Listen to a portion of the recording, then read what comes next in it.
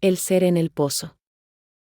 El señor Sánchez vivió toda su vida en la misma casa, una pequeña parcela de tierra extraordinariamente fértil, junto a su esposa. Cuidaban uno de una muy fructífera huerta y la otra del más hermoso jardín del que se haya oído hablar. Las frutas y verduras que allí crecían eran enormes y deliciosas. Por otro lado, las flores del jardín extendían su perfume hasta el pueblo contiguo.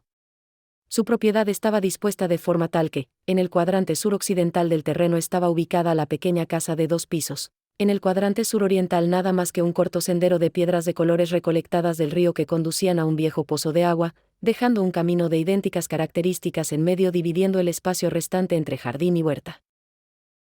El pozo era meramente ornamental, estuvo ahí desde que era un niño. Incluso recuerda a su abuelo decir que cuando era niño su propio abuelo le dijo un día que estuvo allí antes de que sus padres se casaran y lo llevaran a vivir a ese terreno. Siempre estuvo seco, o al menos nunca se vio un reflejo en la oscuridad abismal de la perforación. Varias veces arrojó allí elementos de los que no sabía cómo deshacerse como heladeras viejas, hornos permanentemente averiados, partes inservibles de sus viejos automóviles y claro también restos de comida y mascotas que abandonaban el plano terrenal. Cierto año, el matrimonio se tomó un fin de semana para realizar un viaje de vacaciones en el que se alejaron del pueblo, recorrieron la playa, observaron las estrellas y visitaron los mercados tradicionales donde compraron recuerdos con temática marina.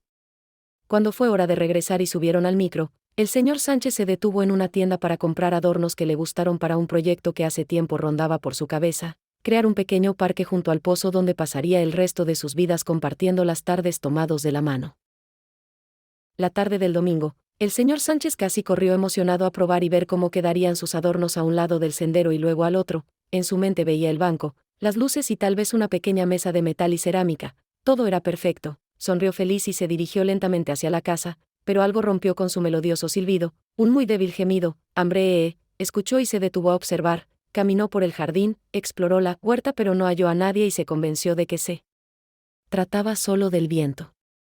Observó a su esposa tarareando mientras preparaba un caliente caldo para la cena. Dio el primer paso cuando nuevamente lo escuchó. Hambre. Se asustó y tirando todo lo que cargaba en sus ancianas manos corrió hasta el único lugar donde podía ser posible que se origina el débil quejido. Se asomó al pozo y observó en completo silencio por casi un cuarto de hora, hasta que nuevamente lo escuchó, ese débil y casi inaudible pedido. ¡Ah, hambre! Con una seca y rasposa voz, como si fuera mezcla de las voces de un anciano y un niño, muy difícil de describir. Todas las cuerdas, cables, cadenas y mangueras de las que tenía posesión estaban ahora unidas y preparadas para servirle como arnés o tal vez andamios. Se propuso descender, ir hasta el final del pozo. Estaba muy asustado. Jamás había sabido de la profundidad del pozo o si tenía fondo al menos. Habían pasado 40 minutos descendiendo cuando se le acabó el último tramo de manguera. Muy preocupado avisó con un grito hacia la eterna oscuridad del abismal sumidero. Al salir arrojó algo de comida, agua y una linterna para que cualquier persona que esté atrapada ahí abajo tuviera un poco de luz que calme su aflicción. Al día siguiente acudió a la ferretería del pueblo y del pueblo contiguo, compró toda la cuerda capaz de soportar su peso corporal y volvió a la tarea de descenso. La tarde ya estaba avanzada cuando su esposa se asomó al borde del pozo y gritó preguntándole si estaba bien, pero no oyó respuesta alguna.